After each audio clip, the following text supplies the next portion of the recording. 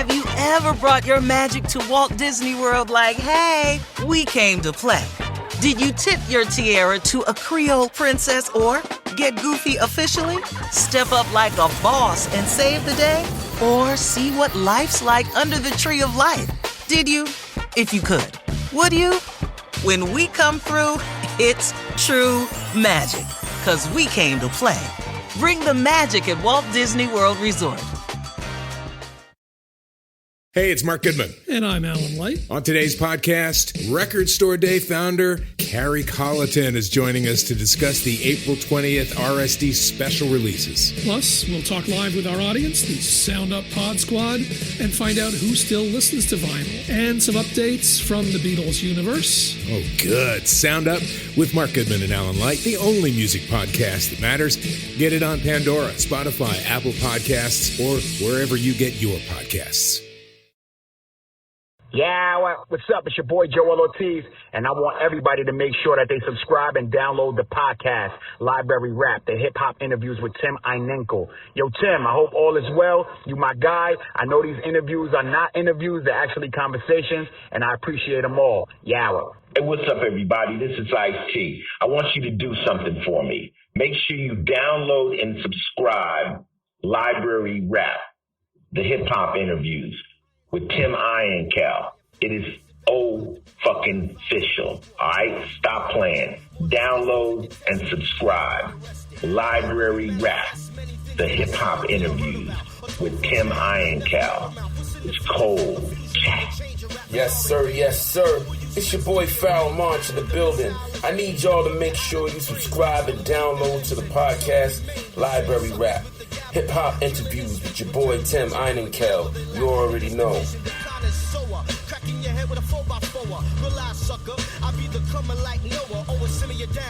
He's dope, he's a genius, he's responsible for one of the greatest albums of all time, Word Life. He's OC, and I want to welcome him to allhiphop.com presents the Library with Tim Einenkel. OC, thank you so much for being here. It's an honor. Thank you. Once again, my friend. Man, what's up, man? What's up? So let's start from, we're both from New York City. I grew up in Washington Heights. You grew up in Brooklyn. Can you take us back to the time when you were growing up in Brooklyn in the 70s and 80s? And what was that like first versus now? But also, when did you become first aware of hip-hop culture and what becomes this amazing movement? Well, I grew up in Brooklyn and Queens, but I became aware of the whole scene in Brooklyn, block parties. I had family in Vanderveer projects downtown, Flatbush in the Ville. I seen Divine Sounds bring out their system when I was a kid in Bed-Stuy. I was just exposed to it from a kid, from a child, and it always fascinated me, you know what I'm saying? And the thing that fascinated me the most was the second man behind the ropes. And it wasn't, the MC wasn't first. He was the guy that hyped up, the DJ. But I wanted to be that. I wanted to be the guy behind the mic, talking to the people. And it seemed like besides people being fascinated with the DJ playing music, people was more fascinated as well with the guy that had the mic in his hand. And the DJ only introduced guys, from what I saw, and I called as a kid, they only introduced people on the mic. So that was special, so to speak. So you couldn't touch that mic for a DJ if you wasn't, up to par for him. Mm. So when did you start?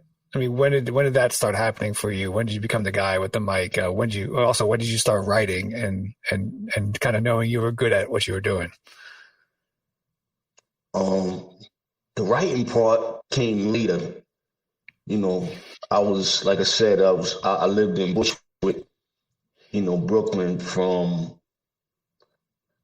early 80s late 70s to early 80s. And then from the, I moved to Jamaica, Queens in probably 84, 83, 84.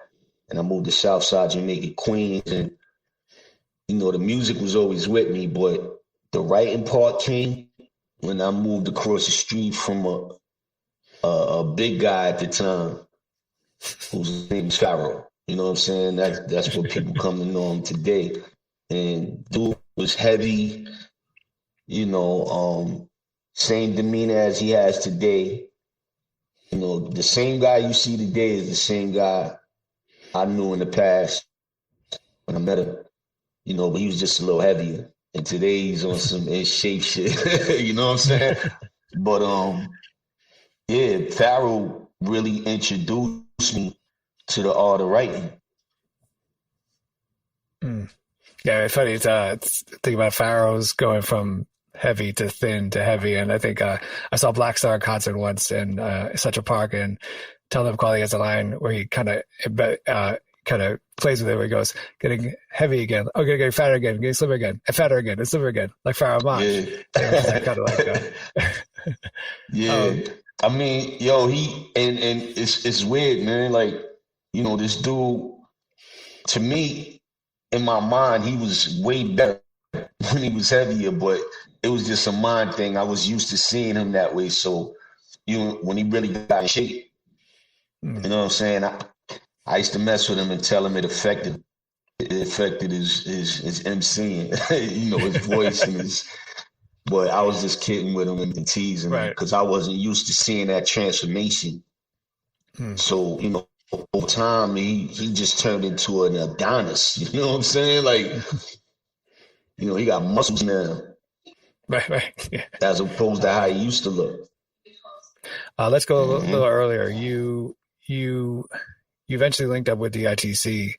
What were you doing kind of slightly prior to that? But then how did you cross their paths, and what was that connection like? Well, like I said, Pharoahe lived across the street from me. So, I'm seeing their process of making music. They wasn't even organized at the moment. There was a group called STP, Simply Too Positive, which consisted of him and Prince Pope. And, I was their underling in training. So I'm watching everything go on, you know what I'm saying? And leading up to the moment of when, I did the record Fudge Pudge on their debut album, and their name change, and, the Walt Disney record deal. And, because for people that don't know, they signed to Hollywood Basic, which was a subsidiary of Walt Disney. Walt Disney had a record label. And, they used to just basically tell me, don't sound like them. They used to, scrutinize me over what I sound like, finding my own voice and stuff like that. And this is later on when I met Prince too. But, the process of watching them do what they do and revolutionize a style of MCing and writing, it blew me away. So, obviously being young, I was influenced by them. And I remember them telling me all the time, Prince was more outspoken. So he used to be like, that's whack. Like, you sound like us. You're supposed to have your own voice. Like, don't sound like us. And, that shaped and molded me into having thick skin and basically getting upset to understanding what they meant by that. So, 91 was a debut for me on a record called Fudge Pudge, and the rest is history. When did you think about starting to kind of create a whole album? And, obviously we get one of the greatest albums of all time, Word Life, but when did you think about writing for that? And were you still kind of, I guess, maybe sharing, I don't know, your lyrics with them, or kind of bouncing ideas off of them as you were writing, Word Life? Right. I didn't think about the album at the time because I didn't even see past me.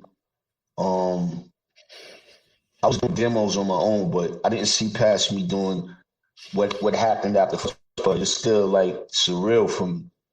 So, I mean, if you remember, the first single was called "Who Stole the Last Piece of Chicken." So, you know, it just turned out the second single was Fudge Pudge, and you know they was shooting a video for it, and I was included, and that's when it started to hit me. That's when I started thinking about, damn, can I do this? Can I really try to do an album? You know what I'm saying? Even though in the back of my mind, probably, you know, I was shooting for that or subconsciously, but I really didn't know. I didn't know what was going to happen. I didn't take it that serious. What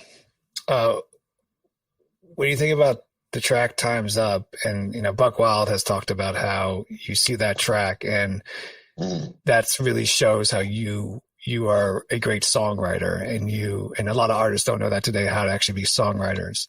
Did you, after you wrote Time's Up, did you feel that way about yourself in terms of, this is the track that's showing how great of a songwriter that I am? Or did you feel that about other maybe records that were on Word Life that maybe are not spoke about as much today?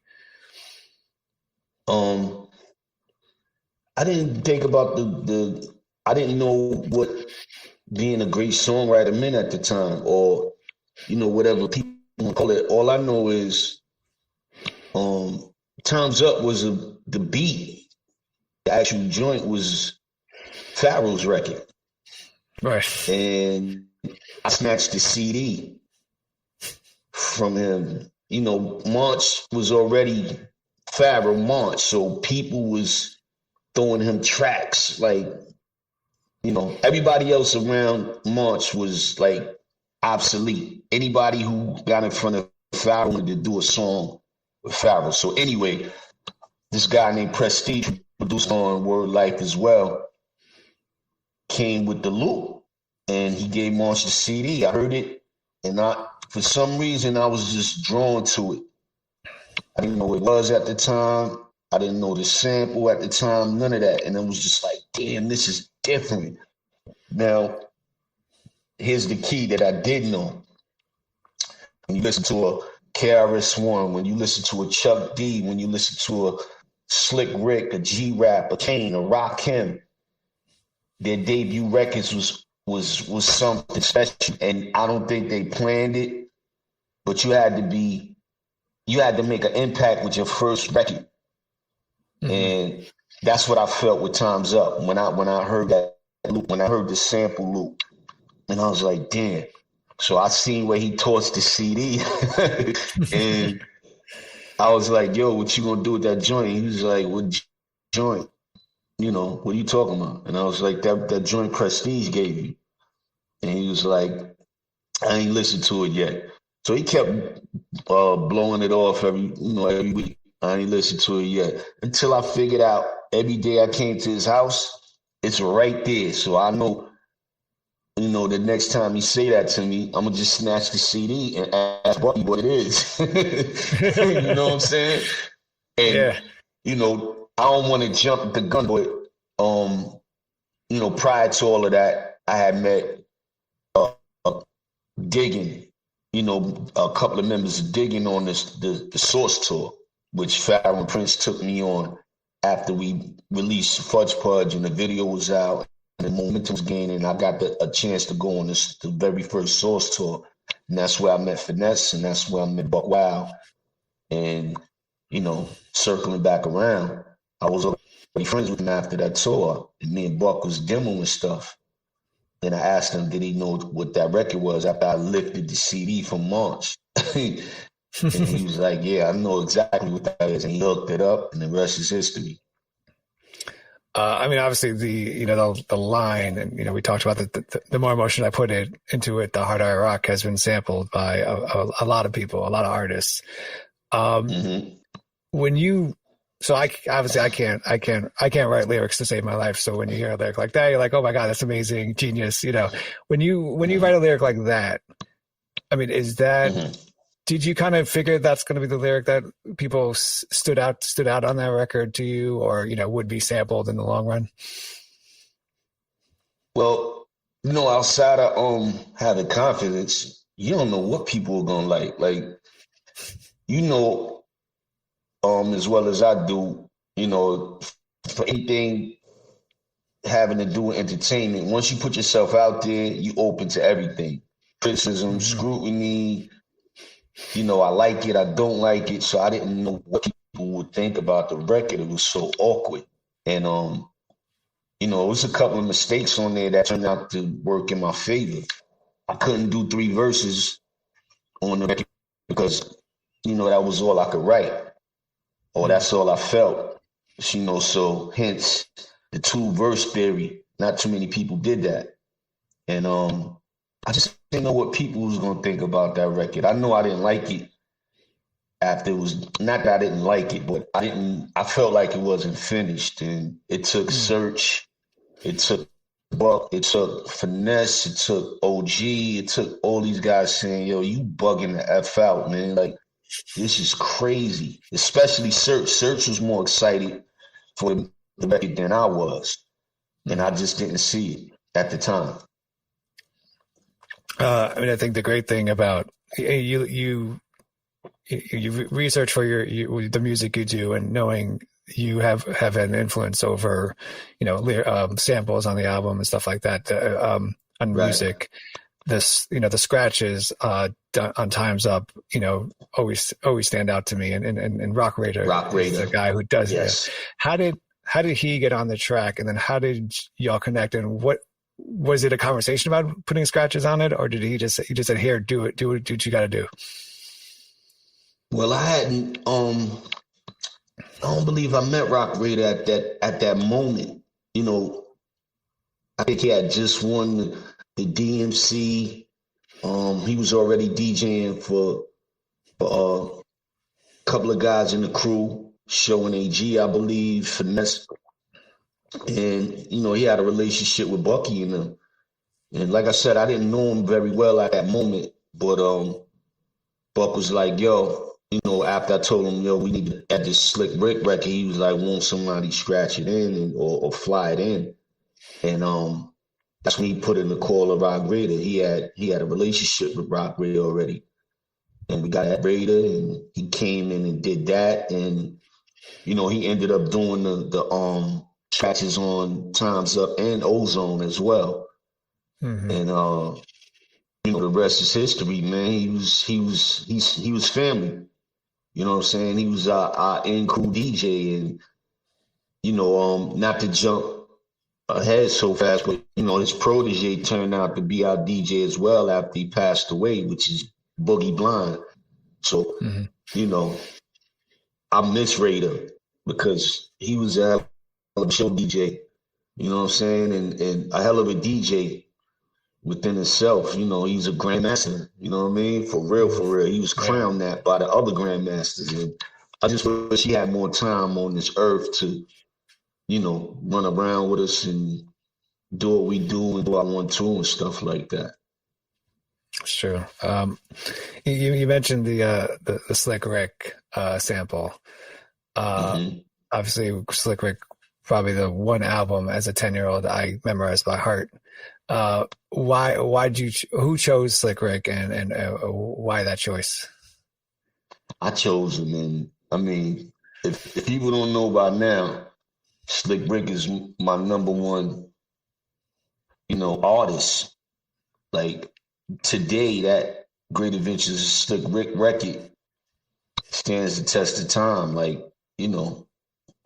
I can't even go into it. We'll be on here too long. We'll probably go over the time talking about Rick's album. But just the genius in him, even till today, like he has a timeless voice, a timeless aura about him. You know what I'm saying? And I was just a Slick Rick fan, man. He taught me so much with that album. I can't even begin, thank this guy for existing, because he really gave a lot of artists, a vision not be afraid to do what they do. He's the reason for a lot of people being visionaries in their rhymes. Was that album kind of, or was there an album that also helped you understand that you yourself as an artist coming up could complete or make a full album? The Great Adventures album definitely did it for me, but the Word Life whole theme, how can I say it? Yo, Rakim, Paid in Full. Rakim is the blueprint for all of us. Contrary to what people think. Like, I don't think a lot of us would exist if it wasn't for Rakim. Like, he put the thought and the cool and it's cool to be super intelligent and express that. And, if you listen to early Eric B. and Rakim, he was so cool and fly. He made you seem like he cursed in his music and he didn't. You know what I'm saying? Like, right, yeah. Follow, thinking of a master plan, because there's nothing but sweating. I thought he was just he exuded cool. And, OC, Mike Geronimo, Roy Flush, Nas, it's a bunch of us that probably wouldn't, sound the way we sound if dude didn't lay that blueprint down. So, I think a lot of, don't think our generation, but I think maybe a lot of the younger generation will look at your debut album and ask, where are the features? Why aren't there any features on this album? So was there talk about having features for this album? What did you, or did you just want to be, this is my debut album, it's just going to be me and me alone? I had a feature. Like I said, I come from the Searchlight Music Camp, so obviously it was me and Nas in that camp early on, and Nas basically didn't show up for a session for that album. Me and Buck had a record called Mega Hard that was supposed to feature Nas on Word Life, and he just never showed up. And I was mad back then. I ain't even gonna front, but in hindsight, dude had the city on his back. You know what I'm saying? Like, and I was the only guy he stood up anyway. You know what I'm saying? So I believe he walked out of a Biggie session. Jay tried to get at him. So, everything happens for a reason, man. I'm glad. I wish he did, because it would have just left a piece of history, in hip hop that, would have just been crazy to see and hear. But I'm glad he didn't, because I think it was a proving ground for me with my peers. I don't think people really was trying.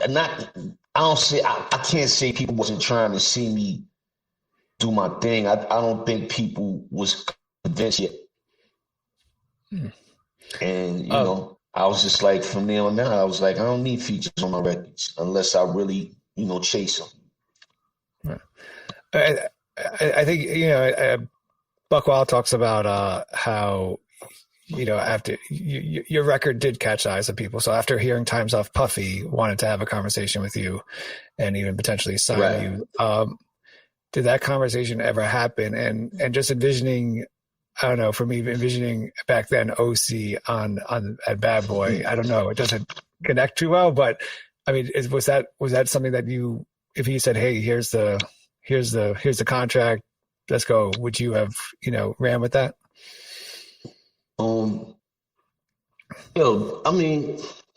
Contrary to what people think about Puff, right? And I have my own personal feelings in the sense of, from a music standpoint, dude was like our Quincy Jones, right? Mm-hmm. So I could recall around this time being on the road with Craig Mack and Big on some dates. So, damn, man, both of them going, that's crazy. I remember doing shows with Craig Mack and him he had the biggest record in for you know what I'm saying? Like Flavor in Your Ear was a monster. Like it was a phenomenon, right? His big Juicy was gold already. This is what people don't understand. But Craig Mack was the man on Bad Boy. So fast forward to where I'm going with this. I remember a couple of times, you know, being wet behind the ears. Craig was getting so much work. He would be like, yo, let me go on before you because I got to run to Rhode Island. And that was a mistake, man, because he would do this shit twice and tear the house down. And basically, couple shows me and Big didn't perform because people wasn't trying to see us. You know what I'm saying? And, you know, that's how the whole Puffy thing correlates. So I believe Puff, being the genius within himself he is, he seen something in me. We had a meeting. He told me he was going to remix my whole album. I was like, nah. And he basically like, get out of his office. And I was like, cool. And I never forget that moment because he had some big glass panes that was clear, so clean and clear. I ran into a glass pane and the whole office turned around and was like, what the? Because I could see the glass, you know what I'm saying? So I started the whole office, but I ran into that pane due to him kicking me out of his office, basically, like, there's really nothing else to talk about if you don't want me to redo your record. And I was like, well, you know, I'm out. Have you ever brought your magic to Walt Disney World like, hey, we came to play? Did you tip your tiara to a Creole princess or get goofy officially? When we come through, it's true magic, because we came to play at Walt Disney World Resort. Are you in search of deeper meaning in your life? Longing to manifest your true desires and unlock your full potential? Look no further than Portal Místico Podcast, your gateway to treasure trove of transformative tools, enlightening interviews, and enriching content. I'm your host, Elena Maggio, and it's my heartfelt desire to guide you on this extraordinary journey of self-discovery. And with every episode, I'm passionate about sharing and introducing you to new topics in self-development, metaphysics, astrology, the law of attraction, numerology, interviews that will eliminate your path and fuel your own personal growth. This podcast is your wellspring of inspiration dedicated to help you uncover your purpose with unwavering passion. Together, we'll dive deep into the fascinating topics and explore endless possibilities. Listen to Portal Místico on Pandora, Apple Podcast, or your favorite platform. Hey, it's Mark Goodman. And I'm Alan Light. On today's podcast, Record Store Day founder Carrie Colleton is joining us to discuss the April 20th RSD special releases. Plus, we'll talk live with our audience, the Sound Up Pod Squad, and find out who still listens to vinyl. And some updates from the Beatles universe. Oh, good. Sound Up with Mark Goodman and Alan Light, the only music podcast that matters. Get it on Pandora, Spotify, Apple Podcasts, or wherever you get your podcasts.